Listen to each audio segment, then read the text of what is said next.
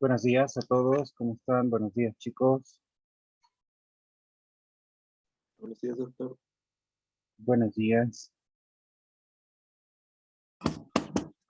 Buenos días, doctor. Buenos días. Buen día, doctor. Buenos días, ¿cómo están?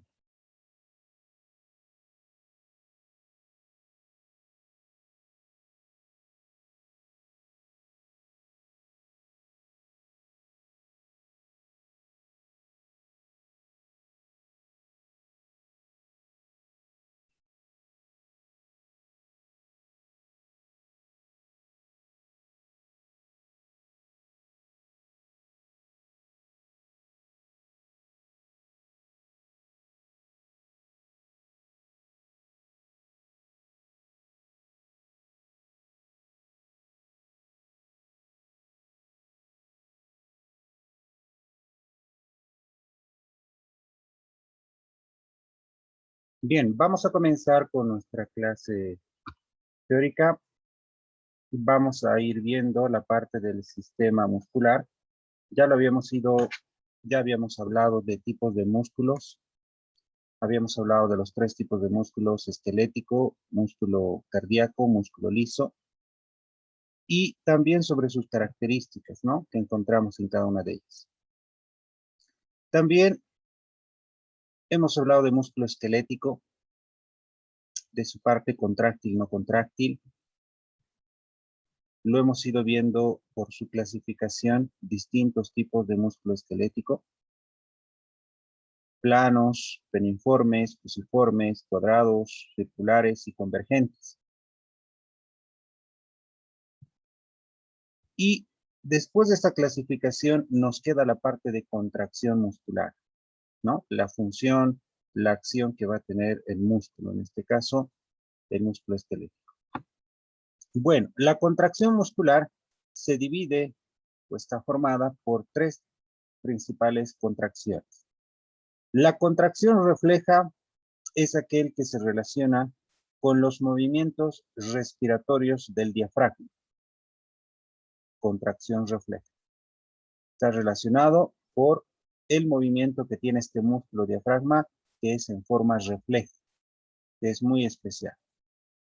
La siguiente contracción, llamada contracción tónica, es la que se relaciona con el tono muscular.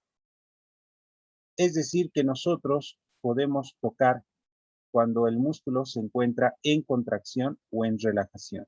Es decir, que si yo toco con mis dedos, puedo tocar el músculo si está contraído o si está relajado. Eso es tocar el tono muscular. A eso se refiere el tono muscular o contracción tónica, en relajación o en contracción. Y el tercer tipo de contracción es llamado fásica. La contracción fásica tiene 2 contracciones activas. Se clasifica en contracción isotónica y se clasifica en contracción isométrica. La contracción isotónica nos dice lo siguiente: modifica su longitud, puede ser contracción o puede ser relajación. Se contrae o se alarga. Modifica su longitud en relación al movimiento, que si yo hago un movimiento, pues el músculo se está modificando su longitud, pero sin modificar la fuerza de contracción. No va a modificar su fuerza de contracción. Entonces vamos a ver enseguida 2 ejemplos de contracción isotónica. Repito, modifica su longitud en relación al movimiento sin modificar la fuerza de contracción. La contracción isométrica. ¿Qué nos dice la contracción isométrica? No varía la longitud del músculo. No va a variar si va a estar en contracción o va a estar en relajación. No varía la longitud. No hay movimiento. No realiza movimiento, pero sí hay fuerza. Entonces, eso es la contracción isométrica. 3 puntos a tomar en cuenta. No varía la longitud, no hay movimiento, pero hay fuerza. Ejemplo, tenemos cuando la persona levanta todo el miembro superior hacia arriba y lo mantiene paralelo a la altura del hombro. Entonces, al elevar el brazo y ponerlo en posición, o decimos en posición de abducción hacia afuera, mantenemos la resistencia, mantenemos la gravedad. ¿Qué quiere decir? Que nosotros elevamos el brazo y tratamos de mantenerlo en esa posición. Entonces, ahí decimos la teoría de contracción isométrica. ¿Qué dice la contracción isométrica cuando mantenemos esta posición? No varía la longitud del músculo. ¿Qué quiere decir? Que no está variando esto, que no está variando su longitud, que está en una longitud única. No varía la longitud, no está alargándose ni se está contrayendo, o bien está contraído pero no se va a alargar. No varía la longitud, no hay movimiento, pero hay fuerza. Hay fuerza porque este músculo deltoides es el que está sujetando todo este brazo y todo lo que es el miembro superior. ¿Sí? Un claro ejemplo es cuando nosotros elevamos y con la otra mano nos tocamos el hombro, podemos sentir la contracción que está teniendo el músculo deltoides. Para elevar esto, yo debo hacer fuerza. Y si no sienten que hay fuerza, pues quédense ahí unos 5 minutos y van a darse cuenta que les va a querer vencer el peso de toda la extremidad superior. Entonces, ahí está el ejemplo de contracción isométrica. No varía la longitud del músculo, no hay movimiento de la extremidad, pero hay fuerza y la fuerza lo ejerce este músculo. Entonces, eso se llama contracción isométrica. Ahora, la contracción isotónica se clasifica en dos tipos. En contracción concéntrica, que es el acortamiento muscular, y contracción excéntrica, que es alargamiento muscular. Entonces ahí tenemos el ejemplo de estos dos tipos que vemos. Contracción concéntrica, cuando se acorta el músculo. Fíjense bien, si el miembro superior está abajo, normal, yo lo elevo contra la gravedad, pues el músculo hace una contracción concéntrica, acortamiento muscular. Y luego yo bajo el miembro, como vemos en esta otra imagen, y el músculo se alarga. Entonces, eso sería una contracción excéntrica, que es alargamiento muscular. Entonces, en un simple ejemplo, hacemos contracción de tipo isotónico. Vuelvo a decir, si el miembro superior está caído, si yo lo elevo, el músculo está haciendo contracción concéntrica porque se está acortando. Si yo lo bajo, hago contracción excéntrica porque el músculo se alarga. Entonces, esos son dos tipos de contracciones que nos dice la contracción de tipo isotónico. ¿Por qué tiene que haber estos dos movimientos? Para comprobar que hay concéntrica y que hay excéntrica. Tiene que haber este movimiento y por eso dice su teoría. La contracción isotónica va a modificar su longitud. Puede ser concéntrica o excéntrica en relación al movimiento. Y es así. Si mueve, varía su longitud, se acorta. Si mueve, igual varía su longitud, se alarga. Sin modificar la fuerza de contracción. Es decir, que no está manteniéndose bien abajo ni manteniéndose en sentido horizontal. Por eso decimos la contracción isotónica modifica su longitud en relación al movimiento, sin modificar la fuerza de contracción. Y esos son los tres tipos de contracción muscular que nosotros debemos conocer. Refleja, que es la más sencilla, contracción tónica y contracción fásica. La fásica, ya sabemos, esta se divide en isotónica, isométrica. Bien, esos son los tres tipos de contracciones que podemos mencionar. Bien, ahora vamos a hablar acerca de lo que es la función que tiene el músculo, unas características. Se dice que la unidad funcional del músculo, para que funcione el músculo, necesita una unidad motora, es decir, que está formada por neurona motora. La neurona motora son nervios, como vemos en esta imagen, son nervios que se distribuyen para poder llegar al músculo. A eso llamamos la neurona motora y fibras musculares. Es decir, para que se forme, para que exista la funcionalidad del músculo, ¿qué necesita el músculo? Neurona motora y fibras musculares. Porque si vemos en la imagen, aquí tengo nervios. Estos nervios forman la neurona motora que va a llegar a las fibras musculares. Entonces, estos nervios, ¿qué hacen? Le van a dar sensibilidad y también le van a tratar de ayudar a contraer al músculo.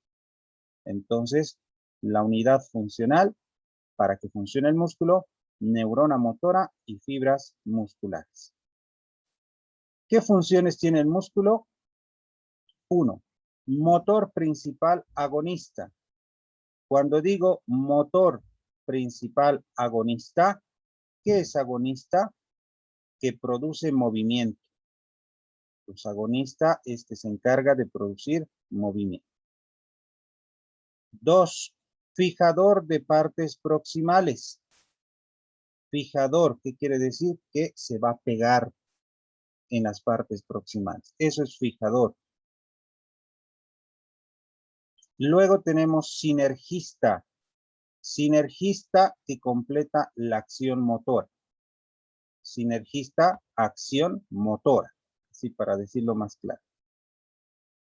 Y la cuarta función es antagonista. Es un músculo que se opone a la acción del otro. ¿Sí? Es un músculo que se opone a la acción del otro. ¿Qué quiere decir antagonista? Que se opone a la acción del otro. Ejemplo. Si en el brazo yo tengo un músculo de flexión, atrás debo tener un músculo de extensión. De extensión y aquí de flexión. Por ejemplo, el bíceps es de flexión. ¿Y cuál será su antagonista del bíceps que hace flexión? El que está atrás. Exactamente, el que está atrás, que es el tríceps. Ahora yo puedo decir, ¿cuál es el músculo antagonista del tríceps? El tríceps realiza extensión. ¿Cuál es su antagonista?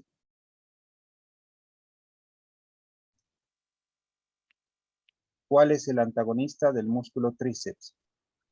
¿El bíceps? Bíceps. El bíceps. El bíceps.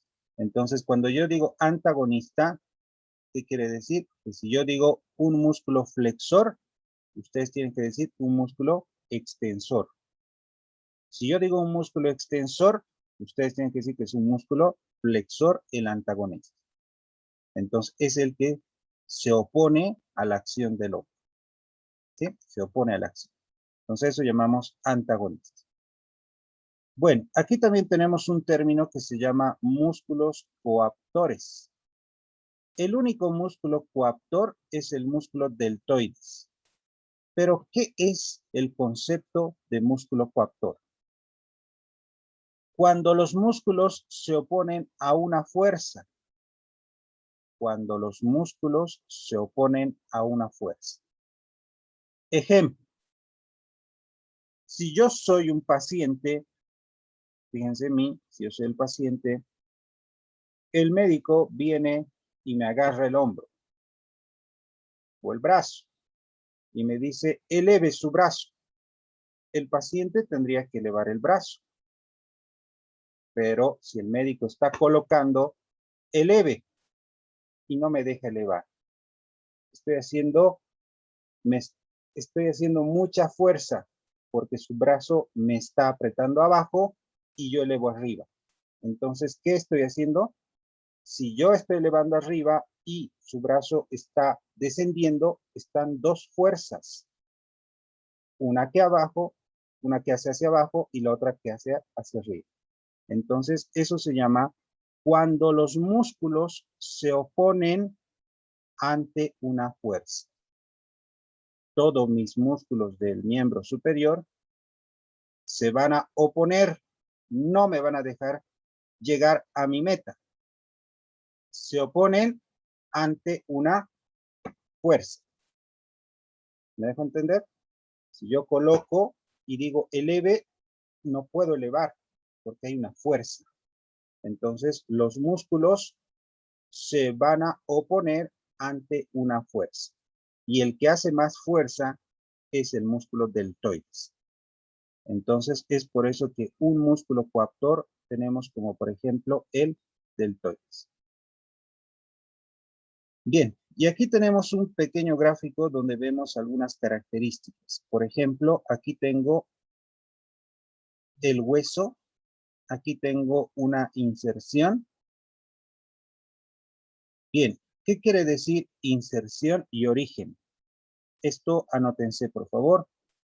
Origen es la parte proximal del músculo. Inserción es la parte distal del músculo. Origen es la parte proximal del músculo, vuelvo a recalcar, y inserción es la parte distal del músculo. Entonces, un músculo cualquiera va a tener un origen y una inserción. Si yo digo origen, el músculo, ¿dónde se origina el músculo? Por ejemplo, ¿dónde se origina el músculo deltoides? Entonces tienen que buscar una inserción proximal. Bueno, tienen que buscar un origen proximal, que sería la clavícula, que sería el acromión y que sería, en este caso, el tercio externo de la clavícula, que sería el acromión y la espina del escápulo. Ese es un origen. Y la inserción es la parte distal, que va a terminar en el húmero. Entonces, eso yo debo saber distinguir. ¿Listo? Vamos a ir viendo músculos después. Y ahí dice origen, inserción.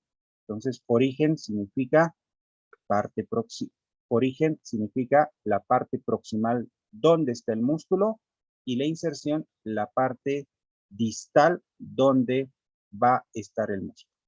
¿Listo? Muy bien. Entonces, acá tenemos, por ejemplo, esto sería un músculo y esto sería una inserción, una parte distal de un músculo. Ahí tengo el músculo, dentro del músculo tengo fascículos. Fascículos. Dentro de los fascículos encuentro fibras musculares.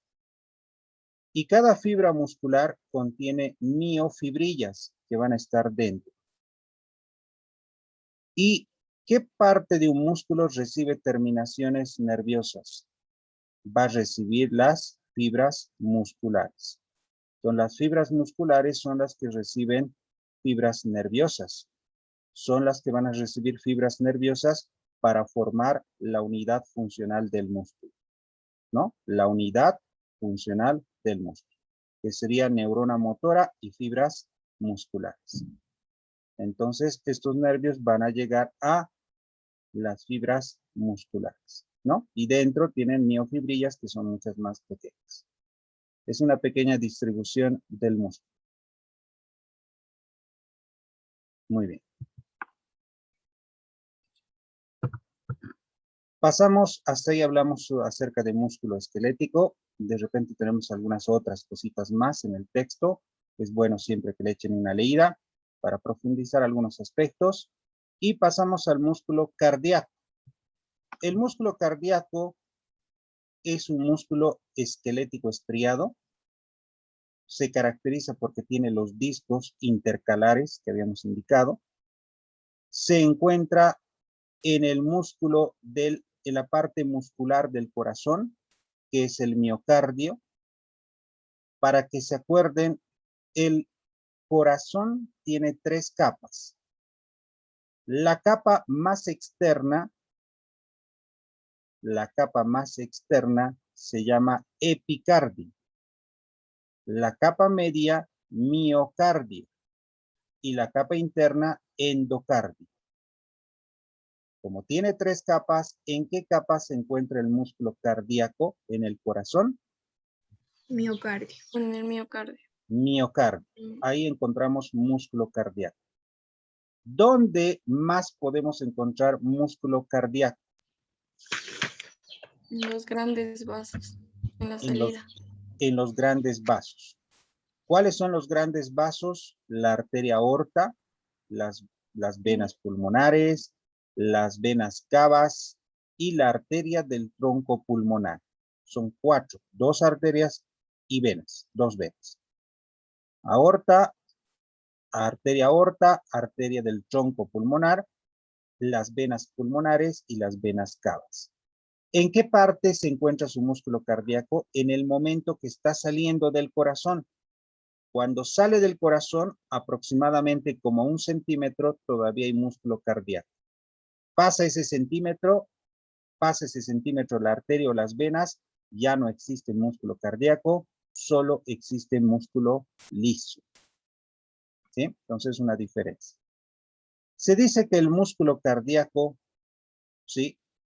A través de la frecuencia cardíaca, ¿qué es frecuencia cardíaca? Son los latidos que tiene el corazón. Cada latido es parte de la frecuencia cardíaca. Es decir, que normalmente tenemos de 60 a 100 latidos. Eso es lo que se llama frecuencia cardíaca. Latidos del corazón, que estos latidos van a ser controlados por el marcapaso. El marcapaso es un tejido nervioso, es una masa de tejido nervioso que se localiza en el corazón. Esa masa de tejido nervioso es el que va a distribuir nervios dentro del corazón. Y esos nervios que se distribuyen dentro del corazón se llama sistema de conducción. ¿Qué va a transportar? ¿Qué va a mandar este marcapaso? Impulsos eléctricos nerviosos. Es decir, que el marcapaso es como una bomba. Es como una bomba que tiene muchos nervios. Y esos nervios se llama sistema de conducción. Cada vez que el marcapaso golpee como ondas eléctricas, es decir, se contrae y genera estímulos nerviosos.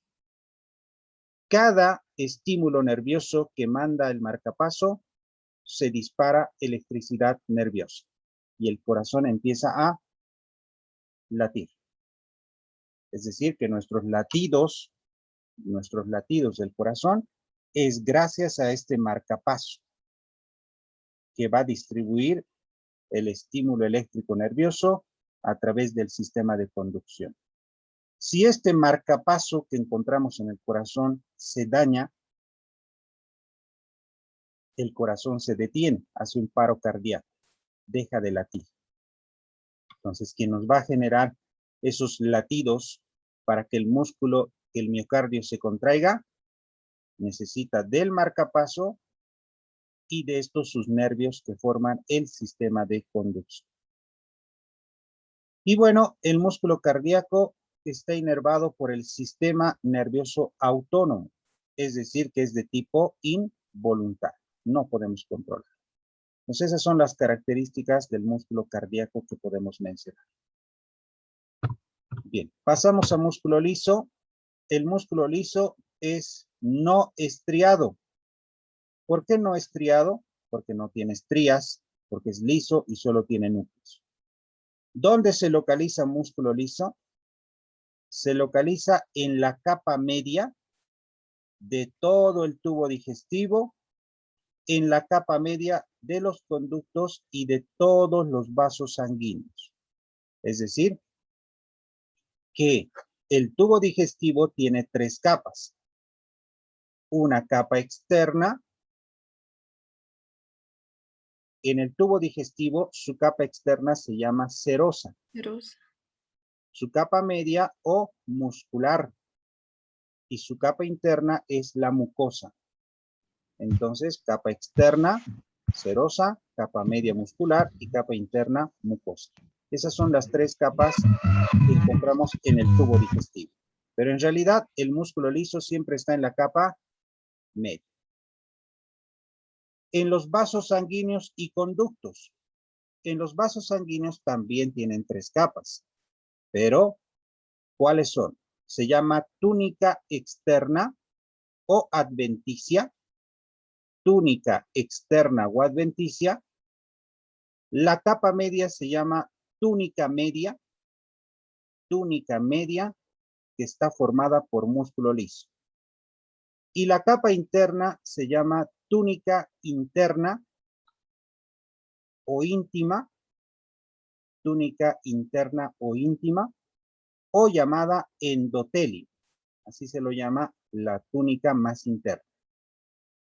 Entonces tiene 3 capas. Todo vaso sanguíneo, sea arteria o sea vena.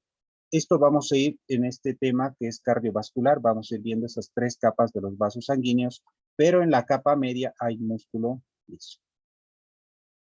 Y así podemos ir encontrando más lugares donde hay músculo liso, por ejemplo, en las vías respiratorias, en la tráquea, en los bronquios, en los pulmones, ahí hay músculo liso. También en las vías urinarias, los uréteres, parte de los riñones, los uréteres, la vejiga y la uretra, es músculo liso. Los genitales, con decir en el sexo femenino, el útero, por ejemplo, tiene músculo liso, tiene el útero, el cuello, la vagina es músculo liso. Las trompas, los ovarios. En los genitales masculinos, pues tenemos la próstata, que es músculo liso, las vesículas seminales, el conducto deferente. Hay muchos, con decir en resumen, que los genitales masculinos y femeninos tienen músculo liso en su capa media. Bueno, eso es lo que podemos hablar de músculo liso. Además, no olvidarse que en el ojo también encontramos músculo liso. El iris, que nos da el color de los ojos, es músculo liso. Y también el cuerpo ciliar que está dentro del ojo es músculo liso. Y por último, tenemos músculo liso también en la piel. El músculo erector del pelo es también músculo liso. Bien, en realidad el músculo liso es de tipo involuntario. Es involuntario porque está inervado por el sistema nervioso autónomo. Y bueno, la contracción varía, que es un movimiento. Si hay contracción en el tubo digestivo, se llama peristalsis o peristaltismo. Peristaltismo, ¿sí? Esto me lo corrigen si gustan. No es perisaltismo, es peristaltismo, ¿sí? Peristalsis también se puede decir. Peristalsis o peristaltismo. En los vasos sanguíneos, ¿cómo se llamará su movimiento? Constricción y vasodilatación. Así se lo llama. En los vasos sanguíneos se llama constricción y vasodilatación. Esos son los 2 tipos de movimientos en el músculo liso. Muy bien. Y todas las vísceras del tubo digestivo, de las vías respiratorias, urinarias y genitales, es peristaltismo. Muy bien. Hasta ahí hemos concluido con este tema que es sistema muscular. Muy bien. Ahora sí vamos a pasar a otro tema que es el sistema cardiovascular. Es otro sistema muy interesante, muy importante.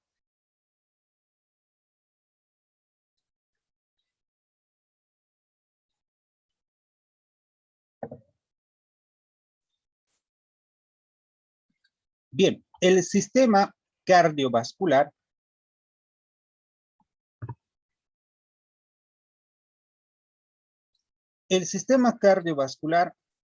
es el que transporta líquidos.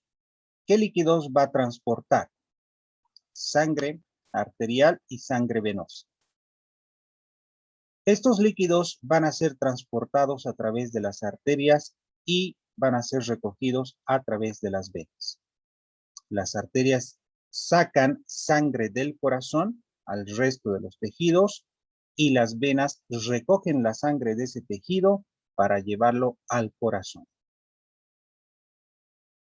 El sistema cardiovascular se compone de cardiovascular y linfático. Es decir, que el sistema cardiovascular está acompañado del sistema linfático. Siempre trabajan juntos, son como amigos, ¿sí? Trabajan juntos estos dos sistemas. El corazón bombea sangre. El corazón bombea la sangre hacia los tejidos a través de las arterias. Las arterias llevan nutrientes y llevan oxígeno. Una vez que llegan a los órganos, de esos órganos se recoge la sangre venosa. Se recoge la sangre venosa que lleva sangre de desechos metabólicos. Y esa sangre con desechos metabólicos los va a llevar al corazón para depositar. Entonces, la sangre arterial, sale la sangre del corazón a través de las arterias para llegar a los órganos, y de los órganos la sangre venosa recoge una sangre con desechos metabólicos y los lleva al corazón. Esa es la función que tienen estos dos componentes de arterias y venas. Como les decía, acá tengo el corazón, acá tengo las arterias y aquí tengo las venas. Las arterias llevan la sangre y las venas las recogen y las llevan al corazón. Este sistema cardiovascular es acompañado del sistema linfático. El sistema linfático es el que va a estar en medio de las arterias y de las venas. El sistema linfático, ¿qué hace? Tratar de recoger algunos restos que va a reabsorber. Tratar de recoger algunos pequeños fluidos que sale de las arterias y de las venas.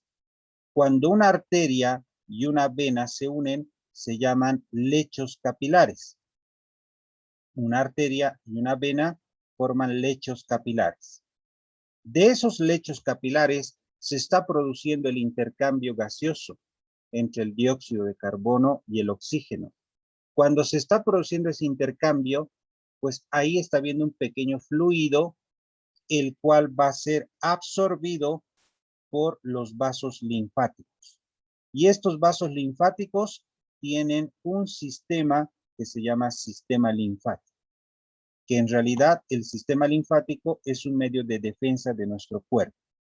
¿Qué va a reabsorber el sistema linfático? Grasa.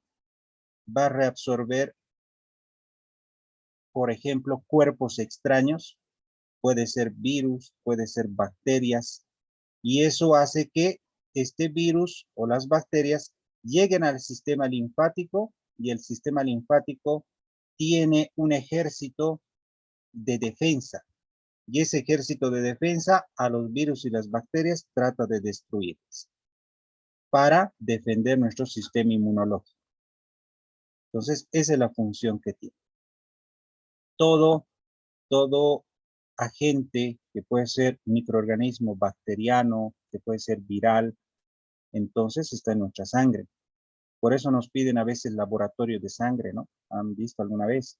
Nos piden laboratorio de sangre porque en la sangre podemos ver este tipo, y de ahí se extrae y va al sistema linfático. Y el sistema linfático trata de defender. Y cuando ya ha defendido, se peleó con un virus o con una bacteria, pues el sistema linfático muchas veces se inflama y crece de tamaño.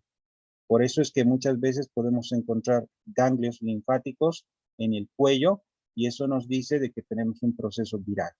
Entonces, muchas veces cuando una persona está resfriada, pues nos tocamos, en los niños se ve esto, tocamos detrás de la oreja y ahí encontramos unas pequeñas bolitas, unas estructuras redonditas, que son los ganglios linfáticos. Se han inflamado porque está habiendo un proceso viral o un proceso bacteriano. Entonces, por eso es que se inflama, y pues le damos el medicamento y eso va desapareciendo, y le ayudamos al sistema linfático para poder eliminar ese virus o esa bacteria. Entonces, si es un proceso viral, pues va a desaparecer solo, no necesita medicación, pero si es un proceso bacteriano, sí va a requerir de algún antibiótico. Entonces, cuando una persona tiene un resfrío, pues puede llegar a esperar hasta unos 7 o 10 días y desaparece. Y si no desaparece, ya es bacteriano, y es un proceso bacteriano, y estos linfáticos tienen unas bolitas que se llaman ganglios linfáticos, y esos ganglios se inflaman y crecen, y eso es lo que se nota en él. Entonces, el sistema linfático trabaja junto con el sistema cardiovascular. Sistema linfático, vamos a hablar, es el próximo tema, así que ya les he dado un adelanto de lo que se viene. Bien, aquí tenemos dos circuitos. La circulación, vamos a hablar acá, por ejemplo, de circuitos vasculares. Vamos a hablar de dos partes, circulación pulmonar y circulación sistémica. ¿Dónde o cómo empieza la circulación pulmonar? ¿Dónde y dónde termina la circulación sistémica? Todos, circulación pulmonar, ¿dónde inicia? ¿Dónde termina? Circulación sistémica, ¿dónde inicia? ¿Dónde termina? Debo saber eso. Para eso, la circulación pulmonar es llamado circulación menor del corazón, porque su recorrido es corto. La circulación sistémica es llamada circulación mayor, porque el recorrido es mucho más grande. Entonces tiene dos nombres. Bien, vamos a empezar por la circulación pulmonar y sistémica. Antes que se me gane el tiempo, voy a intentar dibujar algo rapidito, muy breve. Mientras tanto, vayan colocando su asistencia, por favor, las personas que no han colocado. Tengo como 2 minutos. 2 minutitos muy rápidos.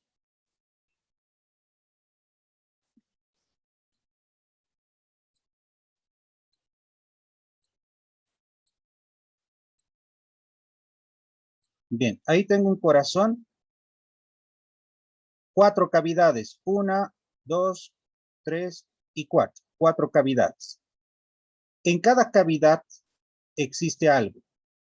Por ejemplo, en la aurícula derecha, estas son aurículas y estos son ventrículos. En las aurículas, en la aurícula derecha, encuentro las venas cavas. Venas cavas. En la aurícula izquierda encuentro 4 venas pulmonares. 4 venas pulmonares. En el ventrículo derecho encuentro una arteria que se llama arteria del tronco pulmonar. Y en el ventrículo izquierdo encuentro la arteria aorta. Entonces, en las aurículas hay venas y en los ventrículos hay arterias. No se olviden de esto porque esto es clave. En la aurícula derecha hay venas cavas, vena cava superior y vena cava inferior, que van a meter sangre al corazón. En la aurícula izquierda tengo 4 venas pulmonares. Las 4 venas pulmonares también van a meter sangre venosa al corazón. Y de los ventrículos, de esos ventrículos, van a salir, del ventrículo derecho, va a salir la sangre arterial a través de la arteria del tronco pulmonar. Y de la otra igual sale. La arteria aorta saca arteria arterial. Entonces, arteria del tronco pulmonar y arteria aorta. Estas van a sacar sangre al resto de los tejidos. Espero que no se olviden qué hay en esas 4 cavidades para entender la circulación pulmonar y sistémica. Muy bien, les mando el ID, la contraseña para continuar.